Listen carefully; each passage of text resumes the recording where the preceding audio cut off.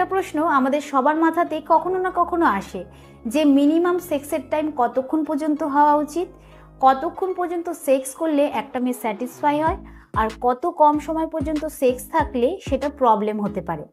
তো আজকের এই ভিডিওর মাধ্যমে আমি আপনাকে জানাবো যে মিলন বা শারীরিক সম্পর্ক কতক্ষণ পর্যন্ত স্থায়ী হওয়া উচিত। তাই ভিডিওটা শেষ পর্যন্ত দেখুন। আর ভিডিওটা শুরু করার আগে বলবো যে এরপর আপনি কোন ভিডিও দেখতে চান নিচে কমেন্টে জানান। সব থেকে বেশি যে বিষয়ে কমেন্ট আসবে আমি কিন্তু সেই বিষয়ে ভিডিও করে আপনাদের কাছে নিয়ে আসব। নমস্কার, আমি মাধুরী দাস, হেলথ কনসালটেন্ট। তো চলুন শুরু করা যাক। সবার প্রথমে জানবো নর্মাল সেক্সের টাইম কতক্ষণ। নর্মাল সেক্সের টাইম যদি আমি ছেলে এবং মেয়েদের কথা বলি তাহলে কিন্তু দুজনের ক্যাটাগরি আলাদা আলাদা হয়। বেশিরভাগ ছেলেদের মন খারাপ এই কারণে হয় যে তাদের সেক্সের টাইম কম হয়, কিন্তু সব থেকে বড় ইস্যু হচ্ছে যে তারা জানেই না নর্মাল সেক্সের টাইম কতক্ষণ। একটা রিসার্চ করা হয়েছিল যার মধ্যে নানান জায়গার থেকে ছেলে আনা হয়েছিল যে অ্যাভারেজ সেক্সের টাইম জানার জন্য।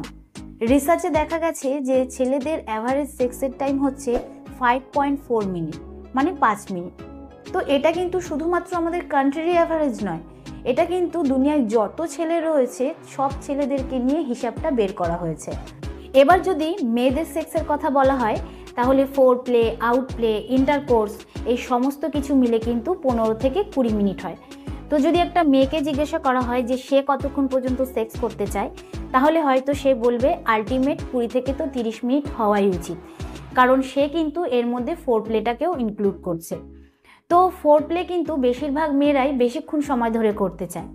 ফোর প্লে মানে হচ্ছে ইন্টারকোর্সের আগে যেটা করা হয়, মানে শারীরিকভাবে ঘনিষ্ঠ ক্রিয়াকলাপ, যে ক্রিয়াকলাপ আপনার যৌন চাহিদাকে বাড়িয়ে দেয়। কিন্তু যদি একটা ছেলেকে 20 মিনিট ধরে সেক্স করতে বলা হয় তাহলে তার মাথা খারাপই হয়ে যাবে, কারণ একটা ছেলের পক্ষে কখনোই শুধুমাত্র পেনিট্রেটিভ যে সেক্স হয়, মানে ছেলেদের লিঙ্গ মেয়েদের যৌনাঙ্গে ঢুকিয়ে যে সেক্স হয়, সেটা কিন্তু 20 মিনিট ধরে কখনোই করা সম্ভব না। এবার হচ্ছে আপনি বুঝবেন কি করে যে আপনার যে সেক্সের টাইম রয়েছে সেটা নর্মাল নাকি নর্মাল না। যদি আপনার লিঙ্গ যোনিতে প্রবেশ করার কিছুক্ষণের মধ্যেই, মানে 1 থেকে 2 মিনিটের মধ্যেই আপনার ডিসচার্জ হয়ে যায়, আপনার সেক্স কমে যায়, আপনার ইরেকশন কমে যায়, তাহলে কিন্তু এটা একদমই নর্মাল নয়, যেটাকে বলা হয় প্রিম্যাচিওর ইজ্যাকুলেশন। তো এই অকাল বীর্যপাতের কারণ হচ্ছে মানসিক চাপ, শারীরিক ক্লান্তি, হরমোনের প্রবলেম, তারপরে কোনো রকম মেডিসিনের সাইড এফেক্ট। তো যদি আপনার অকাল বীর্যপাতের সমস্যা থাকে তাহলে লজ্জায় বা ভয়ে এই রোগকে চেপে রাখবেন না, যত তাড়াতাড়ি সম্ভব একটা ভালো ডাক্তারের পরামর্শ নিন। কিন্তু যদি আপনার সেক্সের টাইম 5 থেকে 10 মিনিটের মধ্যে হয়, মানে শুধুমাত্র আপনি পেনেট্রেটিভ সেক্স 5 থেকে 10 মিনিট অবধি করেন, তাহলে কিন্তু এটা একদমই সঠিক টাইম। এরকম হলে কিন্তু আপনাকে ডাক্তারের কাছে যাওয়ার কোনো দরকার নেই। কিন্তু এরকম অনেকেই রয়েছে যারা পর্ন ভিডিও দেখে ভাবে যে এর মধ্যে তো একটা ছেলে 30 মিনিট থেকে 1 ঘন্টা অবধি সেক্স করছে, আমারও এরকম সেক্সের টাইম হওয়া উচিত। এরকম কিন্তু একদমই ভাববেন না, কারণ এই সমস্ত ভিডিও যারা করছে তারা কিন্তু এক ধরনের মেডিসিন খায়, যেই মেডিসিনে কিন্তু অনেকক্ষণ ধরে সেক্স থাকে। তো সেই মেডিসিনগুলো খেয়ে কিন্তু তারাই ভিডিও করে। তাই একদমই ভাববেন না যে আপনারও এরকম সেক্সের টাইম হওয়া উচিত। আমি আবারও বলছি যে যদি আপনার সেক্সের টাইম 5 থেকে 10 মিনিটের মধ্যে হয় তাহলে এটা একদমই সঠিক টাইম। যদি আপনার সেক্সের টাইমে কোনো রকম সমস্যা থাকে তাহলে প্লিজ উল্টোপাল্টা জায়গায় গিয়ে সময় নষ্ট করবেন না, একটা ভালো ডাক্তারের পরামর্শ নিন।